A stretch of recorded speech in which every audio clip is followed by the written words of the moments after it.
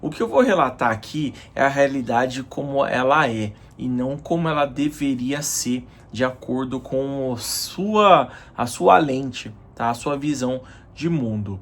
Lembre-se, eu vivi e vivo isso. A incerteza é sua. E aí? Faz um tempo, né?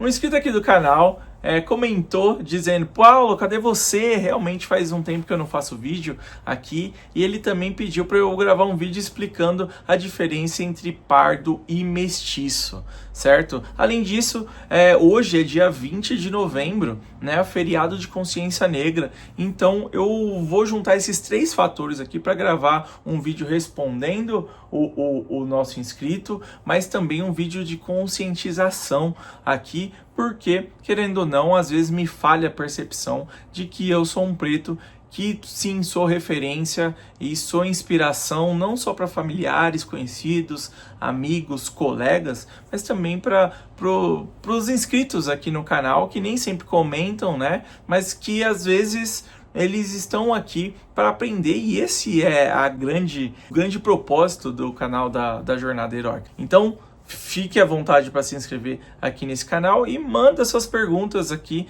assim como o inscrito fez, e aí eu venho aqui responder, dando a minha opinião, a minha visão e a minha experiência. Então, vamos para a resposta da pergunta do inscrito: qual que é a diferença entre as categorias de mestiço e pardo? Na real, não tem diferença. A única coisa é que a categoria mestiço, ela não é oficial, de acordo com o IBGE. Então, no IBGE só tem 5 categorias de cor de pele aqui no Brasil, que é preto, branco, pardo, amarelo e indígena. Só essas daqui. Só que, questionavelmente, a categoria de pardo geralmente era para ser uma subcategoria da categoria de preto. Por quê? Porque pardo nada mais é que a miscigenação, e por isso o mestiço, das categorias preto, que é um afrodescendente, com um branco de ascendência europeia. Então, quando esses dois indivíduos cruzam, a categoria que vem embaixo é a parda, mas você pode chamar também de moreno, você pode também chamar de mulato. Só que existem outras classes mestiças que ficam aqui, e no Brasil essas outras categorias são tão numerosas que se criou, pegou o pardo, e o pardo virou uma categoria maior, e por aí vai. Mas pardo e todas as suas subcategorias, todos eles são mestiços entre duas categorias. E eu tô falando categoria porque é realmente uma categoria, tá? Todas essas categorias não são raças e nem ali não são baseadas na biologia, né? na fisiologia dos seus nativos. Não, o IBGE não categoriza dessa forma, tá? Todas essas categorias, elas são autodeclaratórias, ou seja, é você que reporta para o governo qual dessas categorias você se identifica. Porque no Brasil a miscigenação é tão grande que, se fosse categorizar por biotipo, pela biologia, ficaria bem esquisito. É claro que você pode ter aí 1% do DNA de Gengis Khan, você não vai meter o louco dizendo que você é da categoria amarela, que vai ficar esquisito. Mas essa seria a explicação. Agora, eu queria unir esse assunto com a minha jornada como um homem preto bem-sucedido. Eu sou milionário? Não sou milionário. Eu sou um diretor executivo de uma grande empresa? Não, também não. A minha definição de sucesso, ela é mais simples do que isso. Então, assim, alguns motivos que eu me considero um preto de sucesso. Ah, Paulo, você nem preto é. Então vamos começar por aí. tá? Por que eu me considero um preto? E eu falo preto ao invés de negro por causa da conotação negativa que negro tem nas outras línguas, tá? Não tô falando no Brasil, nas outras línguas. Na língua espanhola, né, que tem o negro, na língua inglesa também, que tem o nigger, a famigerada N-word lá dos Estados Unidos. Por causa dessa conotação, eu prefiro usar o termo preto, que coincidentemente é o que bate com a categoria do IBGE, né? Então, por que eu me identifico como homem preto? Primeiro, por causa da minha origem. Eu fui criado numa família de pretos retintos, certo? Com cultura preta de muito hip hop, de muito samba, de pagode, de esporte, de musicalidade. Então minha origem vem daí. A minha mãe, ela é parda, certo? E o meu pai, ele já é mais retinto, e aí eu saí com essa pele que eles chamam de light skin, né? Existem as categorias de preto. Eu tenho light skin, que é mais ou menos a minha cor, ou um pouco mais branco, apesar de ter pais pardos e negros. Aí tem o brown, que é o tom mais escuro depois do meu, e aí tem o retinto, que é o tom mais escuro de todo. Então eu me considero um preto light skin.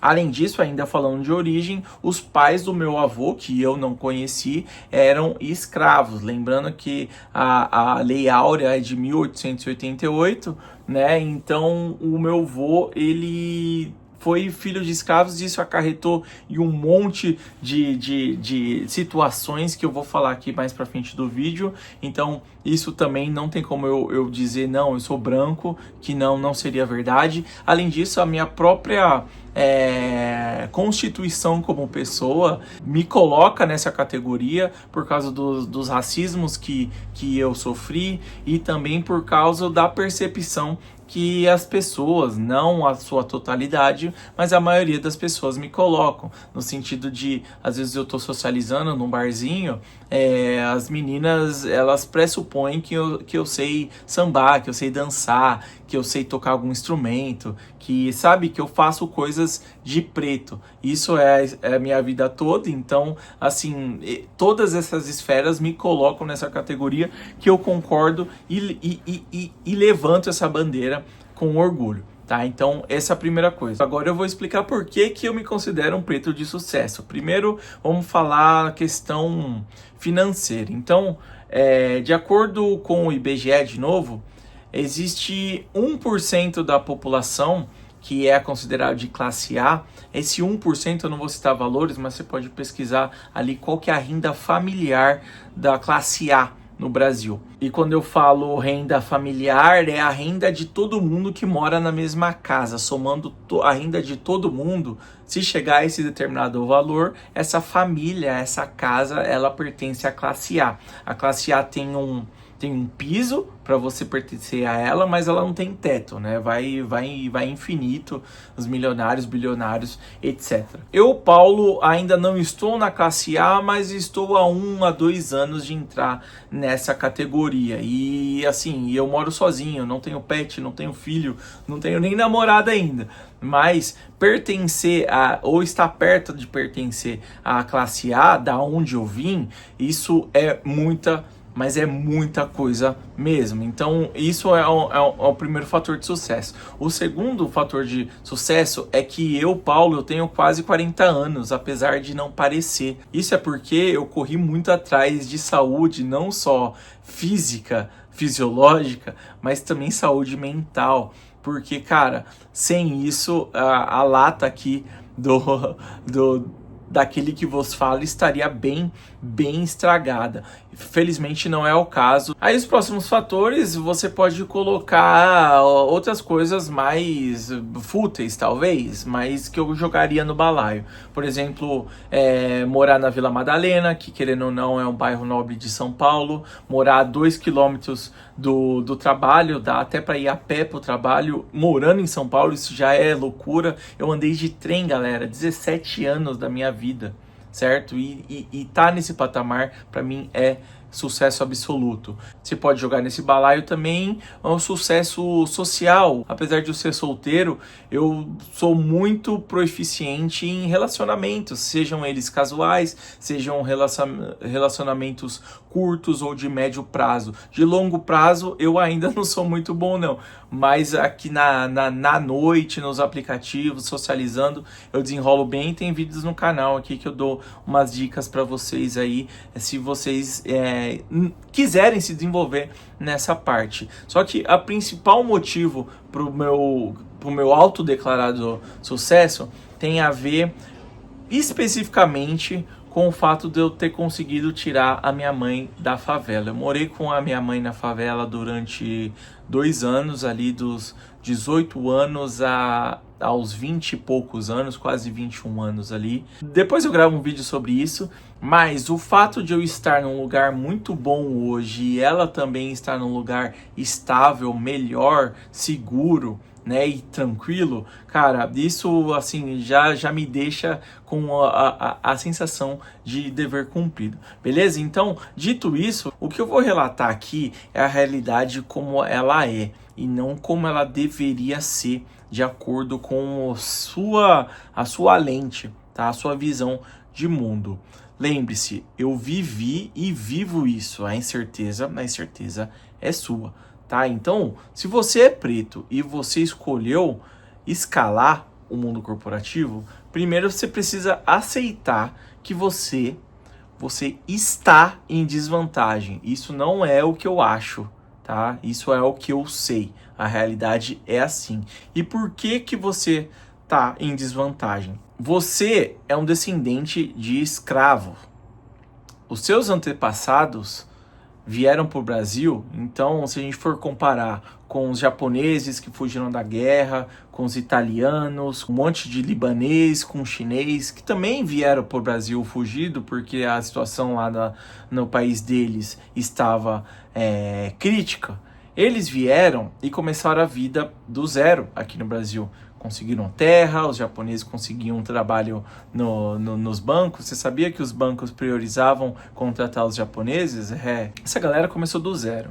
Mas os seus antepassados começaram do menos 100. Eles chegaram fodidos, sendo escravos, trabalho forçado, sem remuneração, com abusos diversos. 100 anos depois, eles continuaram fodidos, e 100 anos depois disso ainda, eles foram libertados e continuaram se ferrando sem nenhum apoio do governo, foram abandonados à própria sorte, sem nada, tá? É daí que os seus antepassados vêm. Então, dando o exemplo do meu avô, o meu avô ele tinha tanta pouca condição, tendo os pais como escravo, que ele teve que tomar uma decisão, qualquer decisão necessária para sobreviver. Ele entrou no exército. Deu certo para ele, ele seguiu carreira no exército, se tornou tenente-coronel e deu condição para minha avó. Só que no caso, por ele não ter tido o exemplo ali, eu não conheci meu avô, mas eu imagino que por ele não ter tido o exemplo de família estruturada, dadas as condições dos seus próprios pais, ele também não soube lidar com a própria família. Então, um problema clássico que aconteceu foi que ele não conseguia desassociar a versão militar dele da versão de pai e marido. E isso causou muitos traumas, não só para minha avó, mas também para o meu pai e meus tios. Esses traumas foram passados para a gente, para mim, os milênios que foram criados ali da forma que dava, né? Muita escassez, muita falta de atenção e de afeto, tudo muito duro, tudo muito rigoroso, porque não foi culpa dos nossos pais, né? Foi o exemplo que eles receberam. E você também herdou essa maldição. Vamos chamar de maldição, porque se eu falar debuff aqui, muitas das pessoas que não são gamer não vão entender. Você herdou essa maldição e isso fez com que você estivesse em desvantagem no mundo corporativo, não só porque você tem preto, existe uma coisa chamada racismo, que a gente vai falar daqui a pouco, mas você não teve a estrutura familiar bem feitinha ali, com pai, mãe, tomando café da manhã ali com todo mundo na mesa, né, de ter pago o cursinho para você, de você ter entrado numa boa faculdade, de você ter feito intercâmbio, de você ter ganhado o carro, né, você não teve isso, porque o seu pai e a sua mãe já teve que correr atrás do que ele não recebeu, e agora é a sua vez, tá? A gente vai falar como que a gente vai resolver essa desvantagem que você tem, mas você está em desvantagem, você tem que aceitar, você tem que abraçar isso, e você tem que correr, você tem que remar mais do que qualquer um, porque os branquinhos não começaram do menos 100, os antepassados deles começaram do 0, e agora, por causa do 0, eles evoluíram, e os espólios dessa galera que começou do 0 veio agora. Então, eles estão em outra prateleira de você. Aceita. Agora vamos falar sobre os tipos de racismo que você já viveu, você vive ou você ainda vai viver, tá? Não só na sua vida pessoal, mas no mundo corporativo, tá? Você precisa aceitar, não é o que eu acho, é o que eu sei, é a realidade. O primeiro tipo de racismo que você vai enfrentar é o racismo estrutural. Racismo estrutural é basicamente a realidade, onde o país fez o que fez com os escravos, a gente levou o preju e a gente está correndo atrás até agora. Tá? Racismo estrutural é quando a sua própria realidade te desfavorece. Então vou dar um exemplo aqui para vocês. Eu trabalhei numa empresa do agronegócio há uns 10 anos atrás, em que no andar de TI, onde eu trabalhava, existiam 6 mesas de gerente, tá? Tirando eu, só tinha mais um preto no andar todo.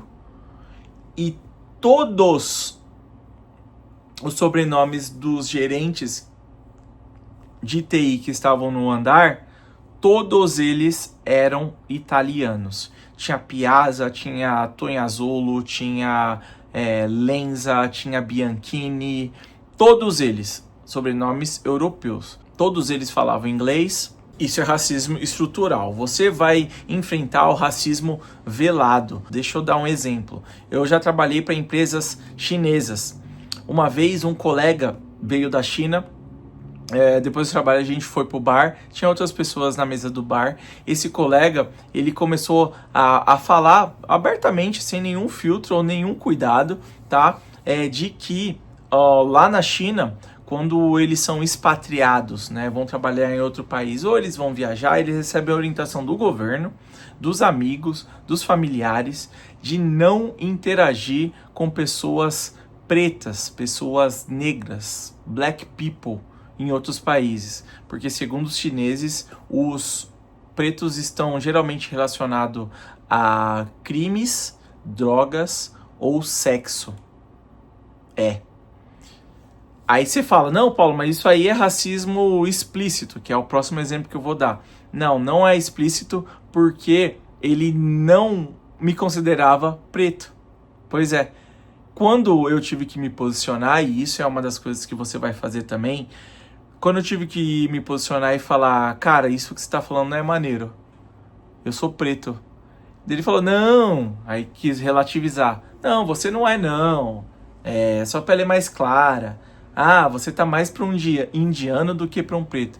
Não, eu sou preto por causa disso, disso e disso. Aí a pessoa ficou, ih, caramba, nem percebi. Ah, não soube nem pedir desculpa, porque para eles isso não é racismo, é cultural, entendeu? Por isso é velado.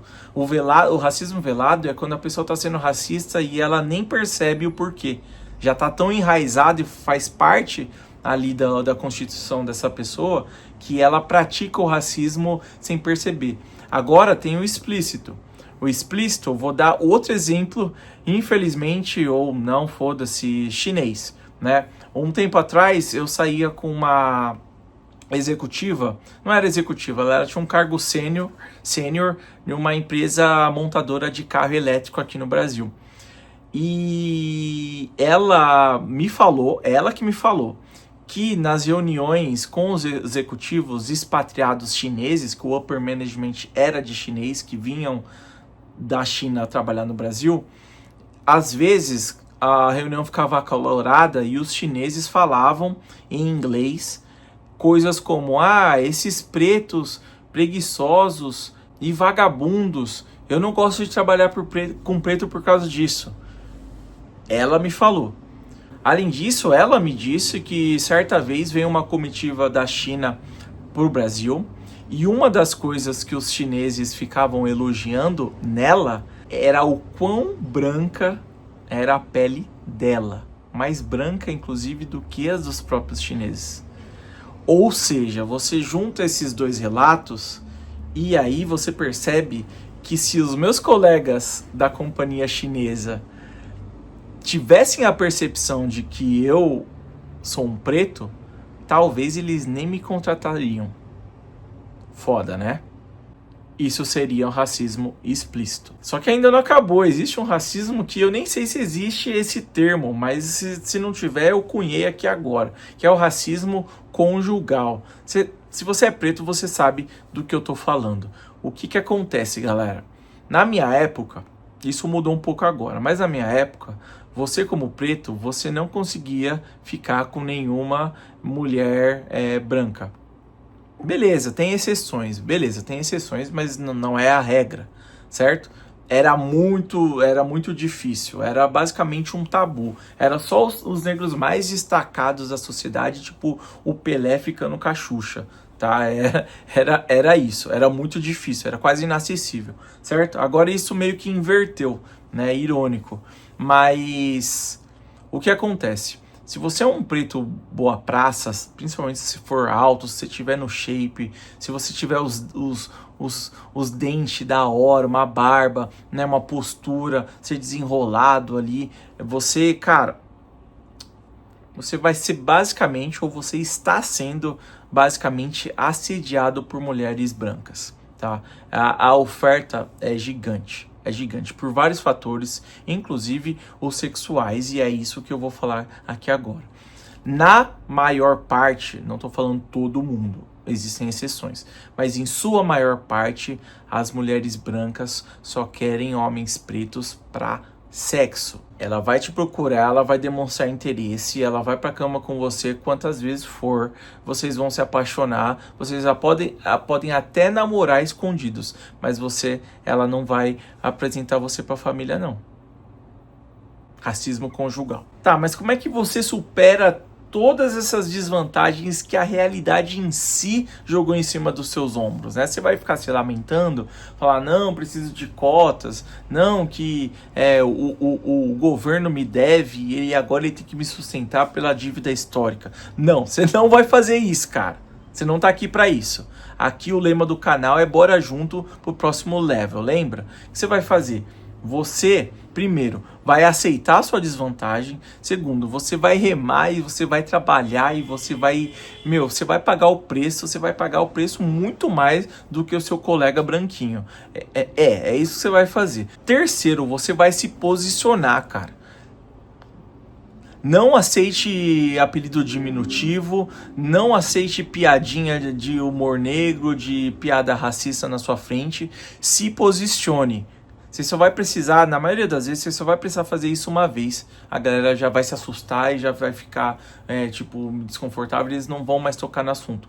Mas se posicione, não deixe isso passar, tá? Não fica de subserviente.